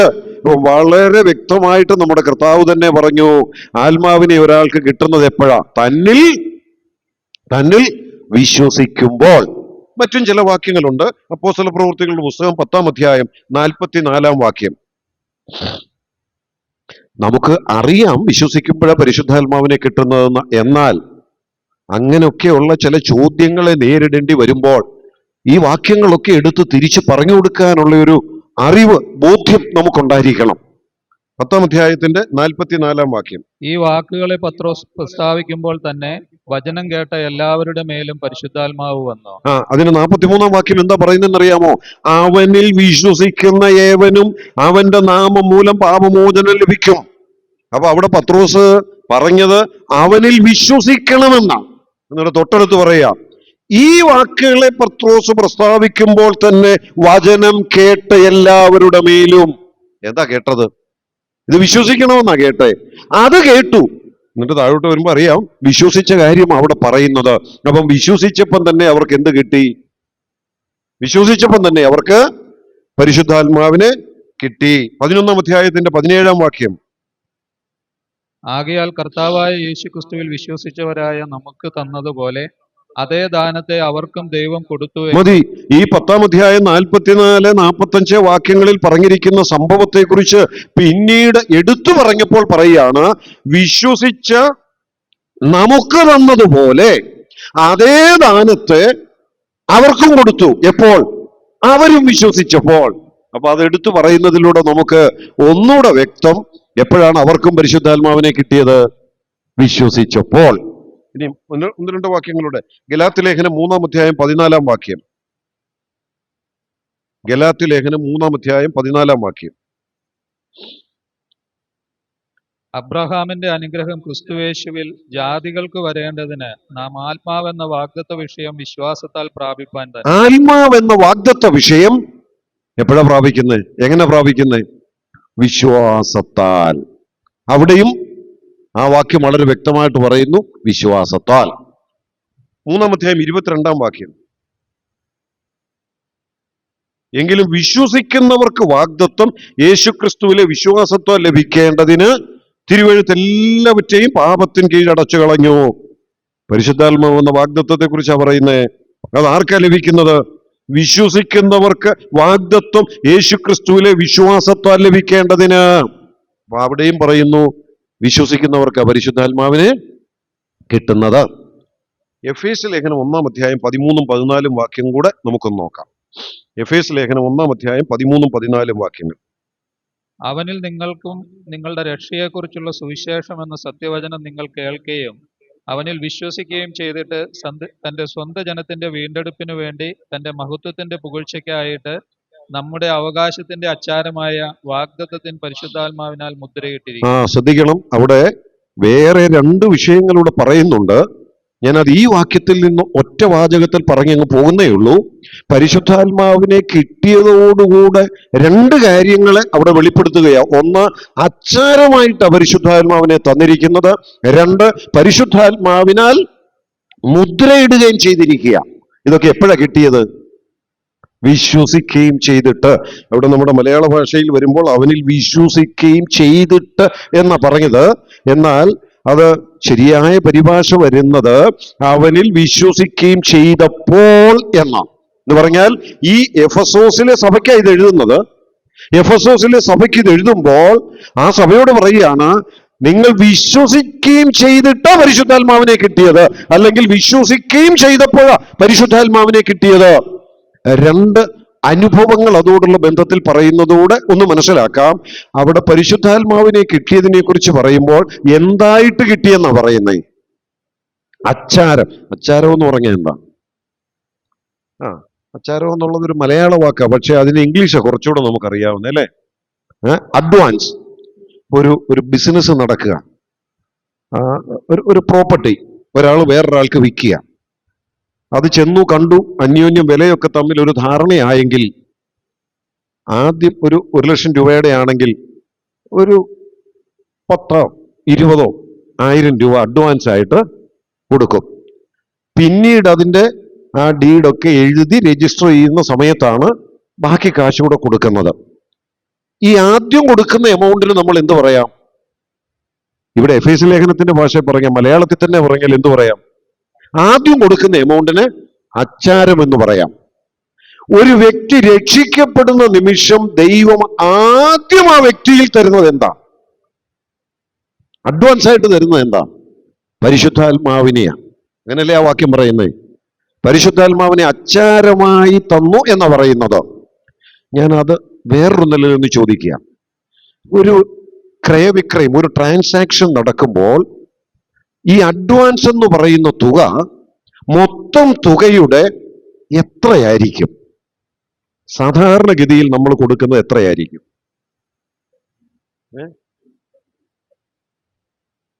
2, 10, 20% എന്ന് പറഞ്ഞാൽ, ഞാനത് വേറൊരു നിലയിൽ പറയട്ടെ, പകുതിയിൽ കുറവായിരിക്കും അല്ലേ? എങ്ങനെ വന്നാലും 1,00,000 രൂപയുടെ ബിസിനസ് ആണെങ്കിൽ 50 താഴെ അഡ്വാൻസ് കൊടുക്കുള്ളൂ. 20, 30, 15. അങ്ങനെയാണെങ്കിൽ പിന്നീട് അതിന്റെ ഇടപാടിന്റെ പൂർത്തീകരണം വരുമ്പോൾ കൊടുക്കുന്ന തുക അഡ്വാൻസിനേക്കാൾ എപ്പോഴും കൂടുതലായിരിക്കും അല്ലേ? അങ്ങനെയാണെങ്കിൽ ഒന്ന് ചിന്തിച്ചു നോക്കി. രക്ഷിക്കപ്പെട്ടപ്പോൾ പരിശുദ്ധാത്മാവിനെ തന്നപ്പോൾ എന്തേ തന്നിട്ടുള്ളൂ? എന്തേ നമുക്ക് തന്നിട്ടുള്ളൂ? അഡ്വാൻസേ തന്നിട്ടുള്ളൂ. നമ്മുടെ രക്ഷയുടെ പൂർത്തീകരണത്തിലേക്ക് വരുമ്പോൾ ഇനിയും കിട്ടാൻ പോകുന്ന അനുഗ്രഹങ്ങൾ ഇതിനേക്കാൾ എത്രയോ കൂടുതലാ. അഡ്വാൻസേ കിട്ടിയിട്ടുള്ളൂ. ആ അഡ്വാൻസ് കിട്ടിയപ്പം തന്നെ അതോടുകൂടെ ദൈവത്തിന്റെ വചനത്തിൽ പറയുക, എഫേസ്യ ലേഖനത്തിൽ, സ്വർഗത്തിലെ സകല ആത്മീയ അനുഗ്രഹങ്ങളാലും നമ്മെ അനുഗ്രഹിച്ചിരിക്കുക. ഈ അഡ്വാൻസ് കൊണ്ട് അത് ഉറപ്പിച്ചു തന്നിരിക്കുക. അങ്ങനെയാണെങ്കിൽ പ്രിയപ്പെട്ടവരെ, ഞാൻ പറയട്ടെ, ഒരു വ്യക്തി രക്ഷിക്കപ്പെട്ട നിമിഷം പരിശുദ്ധാത്മാവിനെ ഉള്ളിൽ തന്നത് അച്ചാരമാണെങ്കിൽ, അഡ്വാൻസ് ആണെങ്കിൽ, അതിന്റെ അർത്ഥം ഇനിയും ഇതിനേക്കാൾ കൂടുതൽ നമുക്ക് അവിടെ ചെന്ന് കിട്ടാനുണ്ടെന്നുള്ളതാ. അല്ലേ? ശരിയല്ലേ? അവിടെ ചെന്ന് എന്തൊക്കെയാ കിട്ടാൻ പോണേ, എന്തൊക്കെയാ കാണാൻ പോണെന്നുള്ളത് നമ്മൾ ആരും ഇതുവരെ കണ്ടിട്ടില്ല. അതുപോലെ ആത്മീയമായ അനുഗ്രഹങ്ങളുടെ കലവറ, ഒരു നിത്യതയാ നമുക്ക് വേണ്ടി ദൈവം ശേഷിപ്പിച്ചു വെച്ചിരിക്കുന്നത്. എന്തേ കിട്ടിയിട്ടുള്ളൂ? ഇപ്പൊ എന്തേ കിട്ടിയിട്ടുള്ളൂ? അഡ്വാൻസ് കിട്ടിയിട്ടുള്ളൂ. അത് തന്നെ ഇവിടെ നമുക്ക് ജീവിക്കാൻ അത്യാവശ്യം വേണ്ടതെല്ലാം ഉൾക്കൊള്ളുന്നതാ. ഈ പരിശുദ്ധാത്മാവിനെ നമുക്ക് തന്നു എന്ന് പറയുന്നത് തന്നെ. ഇനി അവിടെ പറയുന്ന വേറൊരു വാക്കൂടെ ശ്രദ്ധിച്ച്, പരിശുദ്ധാത്മാവിനെ അച്ചാരമായി തന്നെന്ന് മാത്രമല്ല, വാഗ്ദത്തത്തിന് പരിശുദ്ധാത്മാവിനാൽ മുദ്രയിട്ടിരിക്കുക. അതെന്തിനാ സൂചിപ്പിക്കുന്നതെന്നറിയാമോ? മുദ്ര, സീൽ, അവകാശം അല്ലെങ്കിൽ അധികാരം. അധികാരത്തെയാ സൂചിപ്പിക്കുന്നത്. മുമ്പേ പറഞ്ഞ ഉദാഹരണം തന്നെ നമ്മൾ എടുത്താൽ, അഡ്വാൻസ് കൊടുത്തു, പിന്നീട് ഇതിന്റെ രജിസ്ട്രേഷന്റെ സമയമൊക്കെ ആകുമ്പോൾ ആ എഴുതിയ ആ ഡീഡ് രജിസ്റ്റർ ഓഫീസിൽ കൊണ്ടുചെന്ന് അവസാനം രജിസ്ട്രാർ അവിടെ ഒരു സീല് വെക്കും. ആ സീല് വെച്ചാൽ അതിന്റെ അർത്ഥം ആ ഇടപാട് പൂർത്തിയായി. ഇനിയും ഇതിനകത്ത് ആരുടെയാണെന്ന് എഴുതിയിട്ടുണ്ട്, ആ ആളിനുള്ളതാ. ആ അധികാരത്തെ കൂടിയാ കാണിക്കുന്നത്, ആ ഉടമസ്ഥാവകാശത്തെ കൂടിയാ കാണിക്കുന്നത്. പരിശുദ്ധാത്മാവിനാൽ ദൈവം നമ്മളെ മുദ്രയിട്ടു എന്ന് പറഞ്ഞാൽ, ആ മുദ്ര നമ്മിൽ ഉള്ളിടത്തോളം നമ്മൾ ആരുടെ വകയാ? പരിശുദ്ധാത്മാവിന്റെ അല്ലെങ്കിൽ ദൈവത്തിന്റെ വകയാ. നാം ദൈവത്തിന്റെ വകയാണെന്നുള്ളതിന്റെ ഉറപ്പാ ദൈവം നമ്മിൽ പരിശുദ്ധാത്മാവിനാൽ മുദ്രയിട്ടിരിക്കുന്നത്. നമ്മളൊക്കെ രക്ഷിക്കപ്പെട്ടു എന്നുള്ളത് നമ്മളെല്ലാം മനസ്സിലാക്കുന്നു, നമ്മളൊക്കെ സാക്ഷ്യം പറയും. പക്ഷെ അതോടുകൂടെ കിട്ടിയ പല കാര്യങ്ങളുണ്ട്. ഇതെല്ലാം അതോടുകൂടെ നമുക്ക് കിട്ടിയിട്ടുണ്ട്. രക്ഷിക്കപ്പെട്ടപ്പോൾ തന്നെ പരിശുദ്ധാത്മാവ് നമ്മുടെ ഉള്ളിലോട്ട് വന്നു. ആത്മാവിനാലാ ജനിച്ചത്. രക്ഷിക്കപ്പെട്ടപ്പോൾ അഡ്വാൻസ് ആയിട്ട് പരിശുദ്ധാത്മാവിനെ തന്നിരിക്കുക. രക്ഷിക്കപ്പെട്ടപ്പോൾ പരിശുദ്ധാത്മാവിനാൽ ഒരു മുദ്ര നമുക്ക് തന്നിരിക്കുക. ഇതെല്ലാം ആ രക്ഷിക്കപ്പെട്ട നിമിഷം പരിശുദ്ധാത്മാവിനോട് ബന്ധപ്പെട്ട നമുക്ക് ലഭിച്ച വിവിധ അനുഭവങ്ങളും അനുഗ്രഹങ്ങളുമാണ്. അതെപ്പോഴാ കിട്ടിയെന്ന് എഫേസ്യ ലേഖനത്തിന്റെ 1-ാം അധ്യായം 13-14 വാക്യങ്ങൾ പറയുന്നു. സുവിശേഷം എന്ന സത്യവചനം നിങ്ങൾ കേൾക്കുകയും അവനിൽ വിശ്വസിക്കുകയും ചെയ്തിട്ട്. അപ്പൊ ഇതെല്ലാം എപ്പം കിട്ടിയതാ? പരിശുദ്ധാത്മാവിനെ കിട്ടിയത് എപ്പോഴാ? പരിശുദ്ധാത്മാവിനെ അച്ചാരമായി ലഭിച്ചത് എപ്പോഴാ? പരിശുദ്ധാത്മാ മുദ്ര കിട്ടിയത് എപ്പോഴാ? ഇതെല്ലാം അവനിൽ വിശ്വസിച്ചപ്പോൾ. കർത്താവിനെ വിശ്വസിച്ച് രക്ഷിക്കപ്പെട്ട നിമിഷം നമുക്ക് ലഭിച്ച അനുഭവങ്ങളും അനുഗ്രഹങ്ങളുമാണ് ഇതെല്ലാം. എന്ന് പറഞ്ഞാൽ, ഒരു വ്യക്തി രക്ഷിക്കപ്പെട്ട് കഴിഞ്ഞ് പിന്നെ ഇതൊന്നും പ്രാപിച്ചെടുക്കുന്നതിന് വേണ്ടി ചില ദിവസങ്ങളോ നാളുകളോ കാത്തിരിക്കേണ്ട ആവശ്യം ഇല്ല. പിന്നെ എന്താ അങ്ങനെയൊക്കെ ചിലർ പറയുന്നത്? ഇങ്ങനെ വേണമെന്നൊക്കെ പറയുന്നത് എന്തുകൊണ്ടാണ്? അതിന് ചില ചെറിയ കാരണങ്ങൾ ബൈബിളിൽ നിന്ന് എടുത്ത പറയുന്നേ.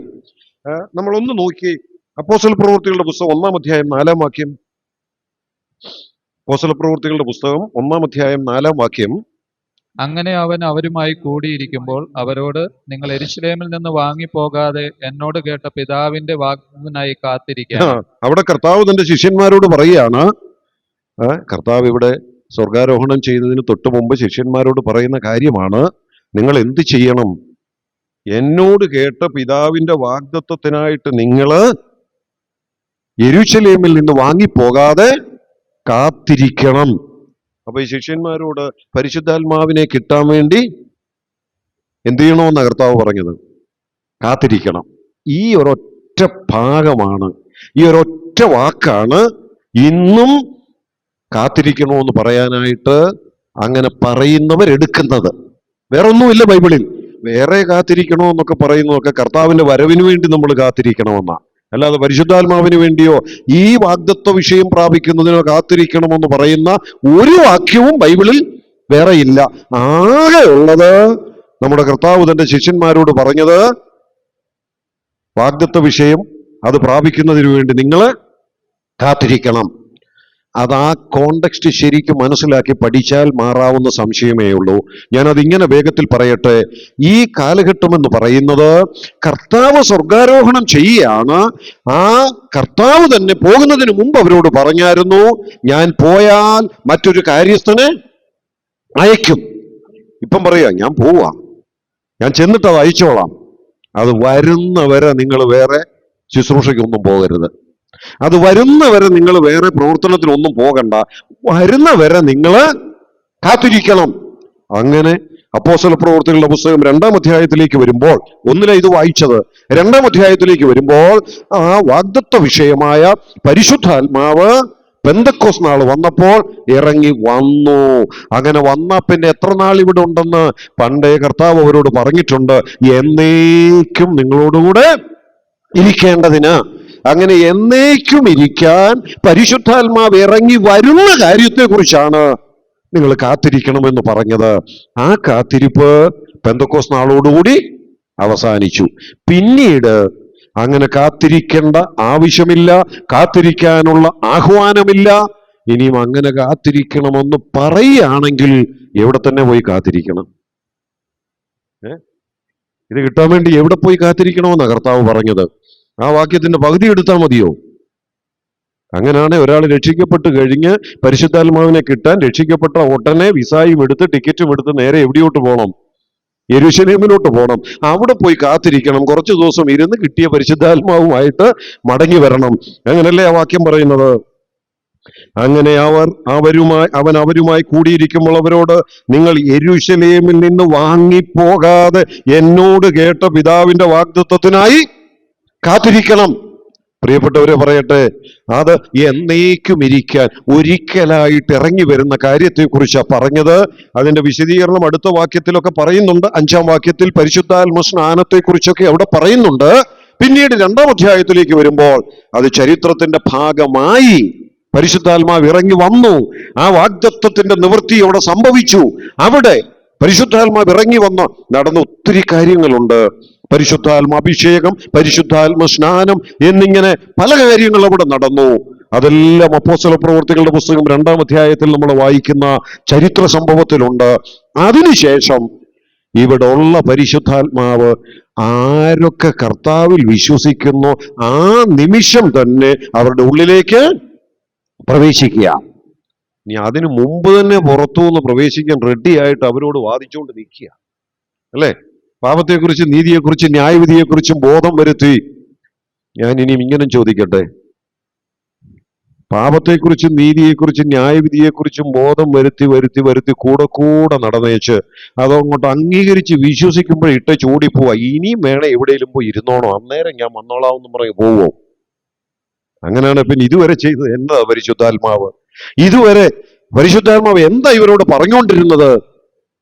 ഇല്ല പ്രിയപ്പെട്ടവരെ, പരിശുദ്ധാത്മാവ് ഒരു വ്യക്തി വിശ്വസിക്കുന്ന അതേ നിമിഷം അവരുടെ ഉള്ളത്തിലേക്ക് വരിക. അപ്പൊ കാത്തിരിക്കണമെന്ന് പറയുന്നത് ബൈബിളിലെ നിർദ്ദേശമല്ല. കാത്തിരിക്കാൻ ആവശ്യപ്പെട്ട ഒരൊറ്റ സന്ദർഭമേ ഉള്ളൂ.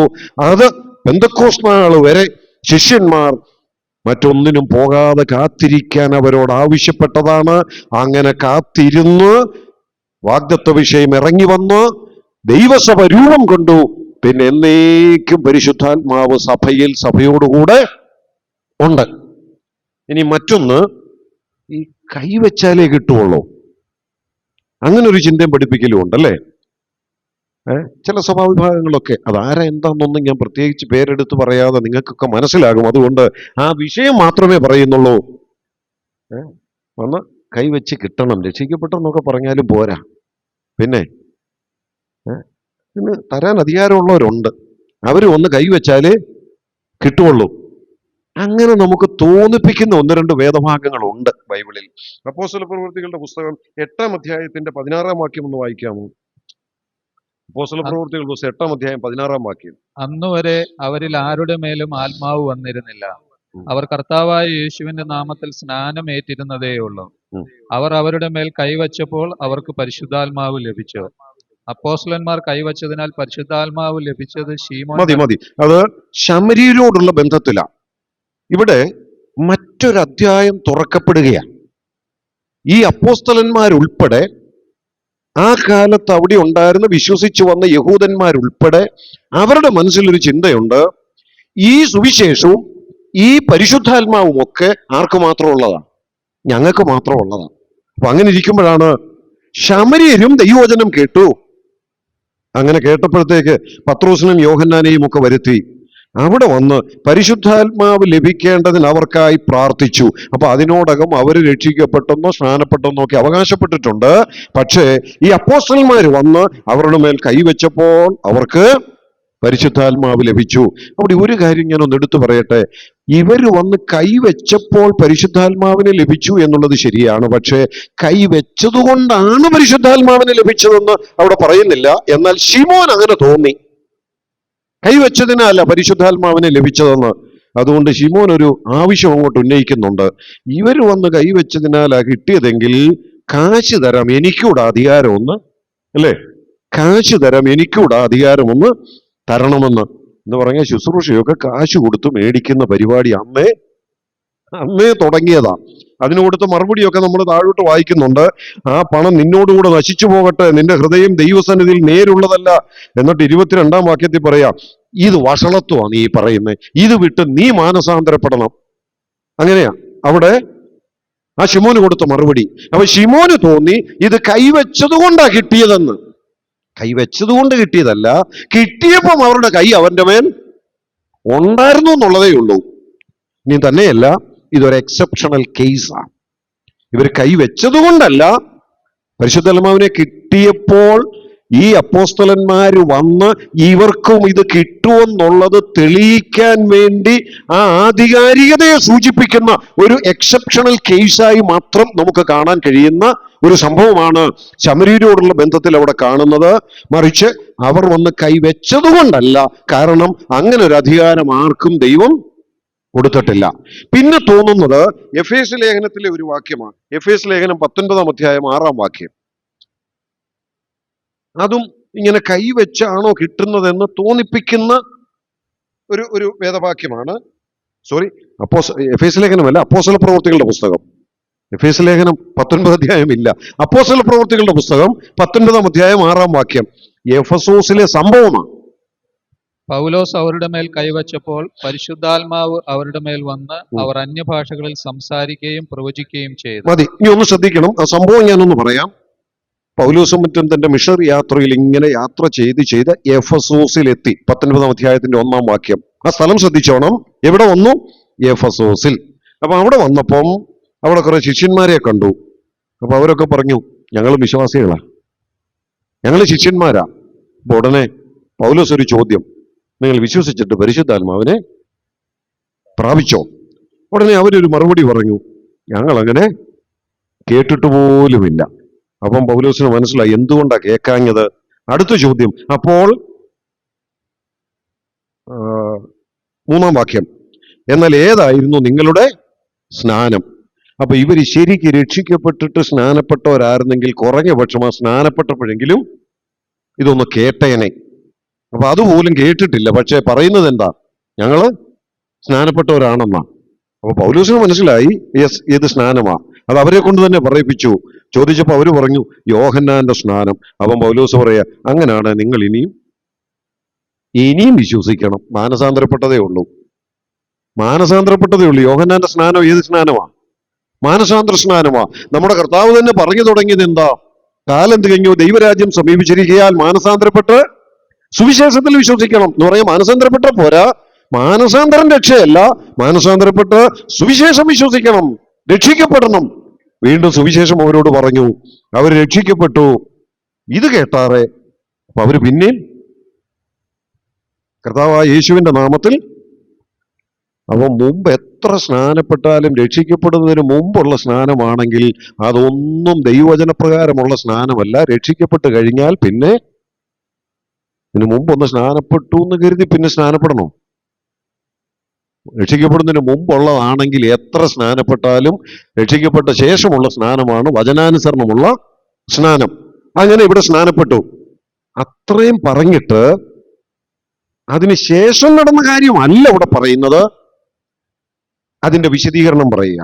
വിശദീകരണം പറഞ്ഞപ്പോൾ അടുത്ത വാക്യം എഴുതിയ, പൗലോസ് അവരുടെ മേൽ കൈവച്ചപ്പോൾ പരിശുദ്ധാത്മാവ് അവരുടെ മേൽ വന്നു. അവിടെ ഒന്ന് ചോദിക്കട്ടെ, പൗലോസ് അവരുടെ മേൽ കൈവച്ചപ്പോൾ പരിശുദ്ധാത്മാവ് അവരുടെ മേൽ വന്നു എന്ന് പറഞ്ഞാൽ പരിശുദ്ധാത്മാവ് വന്നത് പൗലോസ് കൈവച്ചത് കൊണ്ടാണോ? വേണേ എങ്ങനെ ചിന്തിക്കാം അല്ലെ? വേണേ എങ്ങനെ ചിന്തിക്കാം. ഇപ്പം ചിലപ്പോൾ ഞങ്ങളൊക്കെ സുവിശേഷം പറയും അല്ലേ, ദേവദാസന്മാരൊക്കെ വീടുകളിലൊക്കെ പോയി വ്യക്തിപരമായിട്ട് സുവിശേഷം പറയും. അങ്ങനെ സുവിശേഷം പറയുമ്പോൾ അവര് ഇത് അംഗീകരിക്കാനൊക്കെ തയ്യാറായി എന്ന് നമുക്കൊരു ബോധ്യം വന്നാൽ, ഏറ്റുപറയാൻ തയ്യാറായി എന്നൊരു ബോധ്യം വന്നാൽ, ചിലപ്പോൾ ആ ദൈവദാസന്മാർ അവരെ വിളിച്ച് ഈ വാക്കുകളൊക്കെ ഒന്ന് പറഞ്ഞു കൊടുക്കുമ്പോൾ അവരുടെ തലയിൽ ഒന്ന് കൈവച്ച്, അല്ലെ, ഇന്നും അതൊക്കെ നമ്മളും ചെയ്യുന്നതാണ്. അവരുടെ തലയിൽ കൈവച്ചൊന്ന് ഇതൊക്കെ ഒന്ന് പറഞ്ഞു കൊടുക്കും, എന്നിട്ട് അവർക്ക് വേണ്ടി ഒന്ന് പ്രാർത്ഥിക്കും. ഇവർ ഈ പറഞ്ഞതുപോലെ ഹൃദയത്തിൽ നിന്ന് ഏറ്റുപറഞ്ഞ് സ്വീകരിച്ചത് കൊണ്ടാണോ, ഈ ദൈവദാസൻ ആ വ്യക്തിയുടെ മേൽ കൈവച്ചത് കൊണ്ടാണോ ആള് രക്ഷിക്കപ്പെട്ടത്? രക്ഷിക്കപ്പെട്ടപ്പോ കൈ അവിടെ ഉണ്ടായിരുന്നേ ഉള്ളൂ, കൈ വെച്ചത് കൊണ്ടല്ല രക്ഷിക്കപ്പെട്ടത്. പ്രത്യേകം മനസ്സിലാക്കണം. അതുപോലെ ഇവിടെ പരിശുദ്ധാത്മാവിനെ കിട്ടിയപ്പം അപ്പോസ്തലന്മാരുടെ കൈ അവിടെ ഉണ്ടായിരുന്നു, പൗലോസ് കൈവച്ചു. പക്ഷെ ആ കൈ വെച്ചത് കൊണ്ടല്ല രക്ഷിക്കപ്പെട്ടതോ അല്ലെങ്കിൽ പരിശുദ്ധാത്മാവിനെ കിട്ടിയതോ. അതെങ്ങനെയാ മനസ്സിലാകുന്നത്? അത് മനസ്സിലാകുന്നത് ഇതേ പൗലോസ് ഇതേ എഫെസോസിലെ സഭയ്ക്ക് ലേഖനം എഴുതിയപ്പോൾ എഫേസ് ലേഖനം 1-ാം അധ്യായം 13-14 വാക്യത്തിൽ പറഞ്ഞു, വിശ്വസിച്ചപ്പോഴാണ് നിങ്ങൾക്ക് പരിശുദ്ധാത്മാവിനെ കിട്ടിയത്, ഞാൻ കൈവച്ചോണ്ടാണ് കിട്ടിയെന്ന് നിങ്ങൾ തെറ്റിദ്ധരിക്കരുത്. അതല്ലേ ഓർപ്പിച്ചത്? ഇതേ എഫെസോസിലെ സഭയ്ക്കാ ലേഖനം എഴുതിയത്, ഇതേ പൗലോസാ ലേഖനം എഴുതിയപ്പോൾ അവരോട് പറഞ്ഞു, എഫേസ് ലേഖനം 1-ാം അധ്യായം 13-14 വാക്യങ്ങൾ മുമ്പേ നമ്മൾ വായിച്ചതുകൊണ്ട് ആവർത്തിച്ച് വായിക്കുന്നില്ല. നിങ്ങൾക്ക് പരിശുദ്ധാത്മാവിനെ കിട്ടിയതും പരിശുദ്ധാത്മാവിനെ അച്ചാരമായി പ്രാപിച്ചതും പരിശുദ്ധാത്മാവ് മുദ്ര ലഭിച്ചതും എപ്പോഴാ? ഇനിയും പരിശുദ്ധാത്മാവിനെ അവർക്ക് കിട്ടിയത് പൗലോസ് കൈവച്ചത് കൊണ്ടായിരുന്നെങ്കിൽ പൗലോസ് ലേഖനം എഴുതിയപ്പോൾ എങ്ങനെ അവർക്ക് ലേഖനം എഴുതിയാന്? അന്ന് ഞാൻ കൈവച്ചപ്പോൾ നിങ്ങൾക്ക് പരിശുദ്ധാത്മാവിനെ കിട്ടുകയും മുദ്ര പ്രാപിക്കുകയും ചെയ്തതാണെന്നല്ലേ പറയേണ്ടിയേ? പക്ഷെ അങ്ങനല്ല പൗലോസ് പറഞ്ഞത്. അവരങ്ങനെ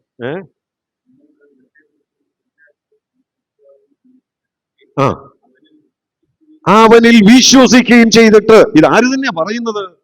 ഇതേ പൗലോസ് തന്നെയാണ്.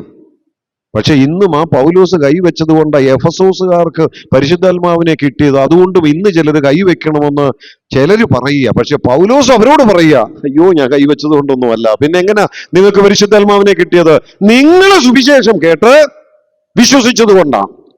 അപ്പം പ്രത്യേകം നിങ്ങൾ ഒരു കാര്യം മനസ്സിലാക്കുക, കാത്തിരുന്നോ? ആരെങ്കിലും ഒന്ന് കൈവച്ചോ? സ്നാനപ്പെട്ടിട്ടോ അതിനുശേഷമോ ആയി പ്രാപിക്കേണ്ടതോ ആയ ഒന്നല്ല പരിശുദ്ധാത്മാവ് എന്ന് പറയുന്നത്. ചില വാക്യങ്ങളിലൂടെ നമ്മൾ വ്യക്തമായിട്ട് കണ്ടു, വിശ്വസിക്കുന്ന നിമിഷം. അങ്ങനെയാണെങ്കിൽ ഇവിടെ ഇരിക്കുന്ന രക്ഷിക്കപ്പെട്ട ദൈവമക്കളായ നമുക്കെല്ലാവർക്കും എന്തുണ്ട്? പരിശുദ്ധാത്മാവ് നമ്മുടെ ഉള്ളിൽ ഉണ്ട്. ഇനി അടുത്തൊരു വിഷയം വേഗത്തിൽ ഞാനതൊന്ന് പറയാം, ഇതോട് ചേർത്ത് പറയുന്നതാ.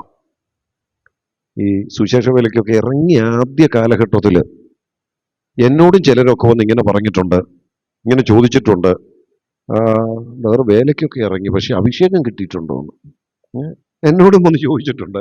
അഭിഷേകം കിട്ടിയിട്ടാണോ ഇറങ്ങിയിരിക്കുന്നതെന്ന്. ഞാൻ അന്ന് എൻ്റെ അറിവിൽ നിന്ന് കൊടുക്കാവുന്ന മറുപടിയൊക്കെ കൊടുത്തു. പക്ഷെ പിന്നീട് പഠിച്ചു വന്നപ്പം പിന്നെ ആരും നമ്മളോട് ചോദിക്കാറില്ല. അങ്ങനെ ആരും വന്ന ആ വിഷയം സംബന്ധിച്ച് അങ്ങനെ സംസാരിച്ചിട്ടില്ല. എന്നാൽ അന്ന് അങ്ങനെ ചോദിച്ചിട്ടുണ്ട് എന്നോടും. ഇപ്പോഴും ഒരു പക്ഷെ നമ്മളോടൊക്കെ അങ്ങനെ പറയാൻ സാധ്യതയുണ്ട്. നിങ്ങൾ രക്ഷിക്കപ്പെട്ടു, സ്നാനപ്പെട്ടു, ശരിയാ, പക്ഷെ അഭിഷേകം പ്രാപിക്കണം. ഇതെപ്പം കിട്ടേണ്ടത് അഭിഷേകം? എപ്പം കിട്ടേണ്ടത് അഭിഷേകം? രക്ഷിക്കപ്പെടുമ്പോഴേ കിട്ടുന്നതാണോ? അങ്ങനെ ബൈബിളിൽ പറയുന്നുണ്ടോ? അതെങ്ങനെ നമുക്ക് മനസ്സിലാക്കാം? ഞാൻ വേഗത്തിൽ അതോടൊന്ന് പറയാം. ഈ അഭിഷേകം എന്നുള്ള വാക്ക് നമ്മുടെ ബൈബിളിൽ ഏതാണ്ട് 127 പ്രാവശ്യം പറയുന്നുണ്ട്. ആകെ 127 പ്രാവശ്യത്തോളം പറയുന്ന ഒരു വാക്കാണ് അഭിഷേകം എന്ന് പറയുന്നത്. പക്ഷേ ആ 127-ൽ 118 പ്രാവശ്യം പഴയ നിയമത്തിലാണ്. നമ്മുടെ മലയാള ബൈബിളിൽ 118 പ്രാവശ്യവും അത് പഴയ നിയമത്തിലാണ്. പഴയ നിയമത്തിലെ അഭിഷേകം എന്ന് പറയുന്നത് എന്തുകൊണ്ടുള്ള അഭിഷേകമാണ്? എണ്ണ കൊണ്ട്, അല്ലെ തൈലം കൊണ്ട്. പ്രധാനമായിട്ട് 3 കൂട്ടം ആളുകൾ അഭിഷേകം പ്രാപിച്ചതായിട്ട് നമ്മൾ വായിക്കുന്നത്. ആരൊക്കെയാണ്? രാജാക്കന്മാർ, പ്രവാചകന്മാർ, പുരോഹിതന്മാർ. ഇങ്ങനെ 3 കൂട്ടം ആളുകൾ. ഈ 3 കൂട്ടം ആളുകളെ ദൈവം ഏൽപ്പിച്ച് ശുശ്രൂഷ ചെയ്യാൻ വേണ്ടി അഭിഷേകം ചെയ്ത് ഏൽപ്പിച്ചു വിടുകയാണ്. അപ്പോഴാണ് അവർ അഭിഷിക്തന്മാരാകുന്നത്. അതിനുപയോഗിക്കുന്ന ചില തൈലമുണ്ട്, എണ്ണയുണ്ട്. അഹരോനെയൊക്കെ ആ നിലയിലാണ് അഭിഷേകം ചെയ്തത്. ഇത് പഴയ നിയമത്തിലെ അഭിഷേകം. എന്നാൽ പുതിയ നിയമത്തിലേക്ക് വരുമ്പോൾ 9 പ്രാവശ്യമേ അഭിഷേകം എന്നുള്ള വാക്ക് നമ്മൾ പുതിയ നിയമത്തിൽ വായിക്കുന്നുള്ളൂ. ഈ 9 പ്രാവശ്യവും നമ്മൾ ശ്രദ്ധിച്ചാൽ അതിൽ 5 പ്രാവശ്യവും യേശു ക്രിസ്തു അഭിഷേകം പ്രാപിച്ചു എന്നുള്ള കാര്യമാണ്. ക്രിസ്തു പ്രാപിച്ച അഭിഷേകത്തെ കുറിച്ചാണ് പറയുന്നത്. ഞാൻ റെഫറൻസ് ഒന്ന് തരാം. അതിൽ ഒരെണ്ണം മാത്രം ഒന്ന് വായിക്കാം. ലൂക്കോസ് 4:18. ലൂക്കോസ് 4:18. 4:18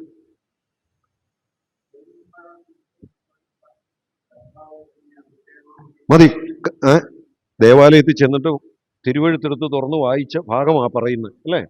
ദരിദ്രന്മാരുടെ സുവിശേഷം അറിയിപ്പാൻ കർത്താവ് എന്നെ അഭിഷേകം ചെയ്തിരിക്കയാൽ. ഞാൻ ബാക്കി റെഫറൻസുകൾ തരാം, കുറിച്ചു, പിന്നീട് വായിച്ചു നോക്കിക്കോണം. അത് വായിച്ചാൽ പരിശുദ്ധാത്മാവിലാലാണ് അഭിഷേകം പ്രാപിച്ചതെന്നും അവിടെ ഉണ്ട്. ലൂക്കോസ് 4:18, അപ്പോസ്തല പ്രവൃത്തി 4:26, അപ്പോസ്തല പ്രവൃത്തി 4:27, അപ്പോസ്തല പ്രവൃത്തി 10:38, എബ്രായർ 1:9. ഈ 5 വാക്യങ്ങളിലും ക്രിസ്തു അഭിഷേകം പ്രാപിച്ചു എന്ന് പറഞ്ഞിരിക്കുന്നത്. ലൂക്കോസ് 4:18 കർത്താവ് തന്നെ പറയുക, അല്ലെ? ആ വേദഭാഗം വായിച്ചേച്ച് അത് തന്നെക്കുറിച്ചാണെന്നുള്ളത് അവിടെ തെളിയിച്ചു. ദരിദ്രന്മാരുടെ സുവിശേഷം അറിയിപ്പാൻ കർത്താവ് എന്നെ അഭിഷേകം ചെയ്തിരിക്കയാൽ താൻ അഭിഷിക്തനാണെന്ന് അവിടെ തെളിയിച്ചു. നമ്മുടെ കർത്താവിന്റെ ഒരു പേര് തന്നെ എന്താണെന്നറിയാമോ? ദാനിയേൽ പ്രവചനത്തിൽ നമ്മുടെ മലയാള ബൈബിൾ വായിക്കുന്നുണ്ട്, അഭിഷിക്തൻ ഛേദിക്കപ്പെടും. ക്രിസ്തു എന്നുള്ള വാക്കിന്റെ മലയാളം അഭിഷിക്തൻ എന്ന് പറയുന്നത്. അത് മശീഹ, മെസായ, അഭിഷിക്തൻ. അപ്പൊ ക്രിസ്തു, ക്രൈസ്റ്റ് എന്ന് പറഞ്ഞാൽ ആ വാക്കിന്റെ അർത്ഥം ദ അനോയിന്റഡ് വൺ എന്ന, അഭിഷിക്തൻ എന്ന. അപ്പൊ നമ്മുടെ കർത്താവ് അഭിഷിക്തനാ. യേശുക്രിസ്തു അഭിഷേകം പ്രാപിച്ചതാണോ? യേശുക്രിസ്തു പരിശുദ്ധാത്മാവിനാൽ അഭിഷേകം പ്രാപിച്ചിട്ടുണ്ടോ? ഉണ്ട്. ഞാൻ ഈ പറഞ്ഞ വാക്യങ്ങളിലുണ്ട്. എന്തെങ്കിലും സംശയം തോന്നുന്നെങ്കിൽ ഈ 5 വാക്യങ്ങൾ ഇന്ന് തന്നെ പോയി ഒന്ന് വായിച്ച് നോക്കിക്കോണം. പരിശുദ്ധാത്മാവിനാൽ അഭിഷേകം പ്രാപിച്ചു ക്രിസ്തു. ഇനി വിശ്വാസികളായ നമ്മുടെ അഭിഷേകത്തെക്കുറിച്ച് നമ്മൾ പുതിയ നിയമത്തിൽ ആകെ 9 വാക്യങ്ങളെന്നാണ് ഞാൻ പറഞ്ഞേ. അതിൽ 5 കർത്താവിനെ കുറിച്ചാ. അങ്ങനെയാണ് ഇനി എത്ര വാക്യമേ ഉള്ളൂ? 4 ഭാഗത്തേ ഉള്ളൂ. 3 വാക്യങ്ങളിലായിട്ട് 4 പ്രാവശ്യം. ഞാൻ ആ റെഫറൻസ് തരാം. 2 കൊരിന്ത്യർ 1:21 വാക്യം.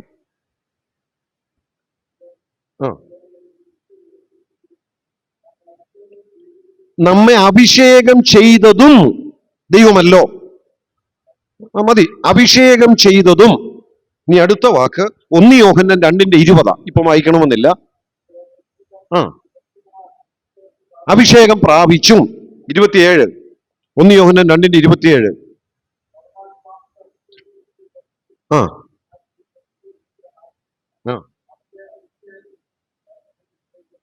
അവന്റെ അഭിഷേകം തന്നെ. ഓക്കെ, ഇങ്ങനെ 4 പ്രാവശ്യം 3 വാക്യങ്ങളിലായിട്ട്. 2 കൊരിന്ത്യർ 1:21, 1 യോഹന്നാൻ 2:20, 1 യോഹന്നാൻ 2:27 2 പ്രാവശ്യം. അങ്ങനെ 4 പ്രാവശ്യം. ഈ 4 പ്രാവശ്യവും നമ്മൾ വായിക്കുന്നിടത്ത് വിശ്വാസികളോട് നിങ്ങൾ അഭിഷേകം പ്രാപിക്കണം എന്ന് പറയുന്ന ഒരു വാക്കുണ്ടോ? പ്രാപിച്ചു എന്ന് പറഞ്ഞാൽ അതിന്റെ അർത്ഥം ഒരു വിശ്വാസി രക്ഷിക്കപ്പെട്ട ആളാണെങ്കിൽ ഓൾറെഡി അഭിഷേകം പ്രാപിച്ചതാ. ഇനി ഈ ലേഖനം എഴുതുന്നതിനോടകം എപ്പോഴാ പ്രാപിച്ചതെന്നുള്ളതുകൊണ്ട് ഒരു സംശയമുണ്ടല്ലേ? രക്ഷിക്കപ്പെട്ടപ്പോഴേ കിട്ടിയോ, അതോ ഈ ലേഖനം എഴുതി കൊടുത്തതിനോട് ഇടയ്ക്ക് എപ്പോഴേലും ആണോ കിട്ടിയത്? എപ്പോഴാ കിട്ടിയതെന്ന് ഇവിടെ എങ്ങും പറഞ്ഞിട്ടില്ല ഈ 3 വാക്യങ്ങളിലും. ഈ 3 വാക്യങ്ങളിലും നിങ്ങൾ അഭിഷേകം പ്രാപിച്ചു, നിങ്ങൾ അഭിഷിക്തരാണ് എന്ന് പറഞ്ഞാൽ പാസ്റ്റ് ടെൻസിലാ, ഭൂതകാല പ്രയോഗമാണ് പറഞ്ഞിരിക്കുന്നത്. എന്നാ പിന്നെ ഇത് എപ്പോഴാ പ്രാപിച്ചതെന്നുള്ളത് എങ്ങനെ നമുക്കൊന്ന് മനസ്സിലാക്കാൻ മാർഗമുള്ളത്? അതിനുള്ള മാർഗം ബൈബിളിൽ തന്നെ നമ്മളൊന്ന് അഭിഷേകത്തെക്കുറിച്ചും അഭിഷേകത്തിന്റെ പ്രത്യേകതകളെക്കുറിച്ചും ഒന്ന് പഠിച്ചാൽ മതി. പഴയ നിയമത്തിൽ ഒരു വാക്യം വേഗത്തിൽ ഒന്ന് വായിക്കാമോ? ലേവ്യ പുസ്തകം 8-ാം അധ്യായം 12-ാമത്തെ വാക്യം. ലേവ്യ പുസ്തകം 8-ാം അധ്യായം 12-ാം വാക്യം. അവിടെ ആദ്യത്തെ പുരോഹിതനായ മഹാപുരോഹിതനായ അഹരോനെ അഭിഷേകം ചെയ്ത കാര്യമാണ് പറഞ്ഞിരിക്കുന്നത്. അവൻ അഹരോന്റെ എവിടെയാ അഭിഷേക തൈലം ഒഴിച്ചേ? അഹരോൻ എന്ന വ്യക്തി ദേവാലയത്തിലേക്ക് പ്രവേശിച്ച് പല ശുശ്രൂഷകൾ ചെയ്യണം. മഹാപുരോഹിതൻ എന്നുള്ള നിലയിൽ വിശുദ്ധ സ്ഥലത്തും അതിവിശുദ്ധ സ്ഥലത്തും ഒക്കെ പ്രവേശിക്കാം. പക്ഷെ അങ്ങോട്ട് പോകാൻ വേണ്ടി അവിടോട്ട് ചെന്ന കാലുകുത്തി അവിടോട്ട് കയറാൻ വേണ്ടി കാലേൽ ആ സമയത്ത് ഒരു അഭിഷേക തൈലം ഒഴിക്കുക. അവിടെ ചെന്ന് അവിടുത്തെ ഉപകരണങ്ങൾ എടുക്കാൻ നേരം കയ്യിൽ അഭിഷേക തൈലം ഒഴിക്കുക. ഇങ്ങനെ ഒഴിച്ചിട്ടുണ്ടോ? ഇങ്ങനൊന്നും ഒഴിച്ചിട്ടില്ല. പിന്നെ എവിടെ ഒഴിച്ചിട്ടുള്ളൂ? തലയില. ആ തലയിൽ അഭിഷേക തൈലം ഒഴിച്ചപ്പോൾ അതിന്റെ അർത്ഥം അഹരോൻ പൂർണ്ണമായി അഭിഷേകം പ്രാപിച്ചു എന്ന് പറഞ്ഞാൽ അഹരോന്റെ തലയിൽ അഭിഷേക തൈലം വീണെങ്കിൽ അതിന്റെ അർത്ഥം ആ തലയിൽ വീണ അഭിഷേക തൈലത്തിന്റെ ബാക്കിയായി ശരീരം മുഴുവൻ അഭിഷിക്തമായി എന്ന അതിന്റെ അർത്ഥം. ഇത് 133-ാം സങ്കീർത്തനത്തെ വായിക്കുന്നുമുണ്ട് അല്ലേ? 133-ാം സങ്കീർത്തനത്തിന്റെ 2-ാം വാക്യം ഒന്ന് വായിച്ചു. ആ ആ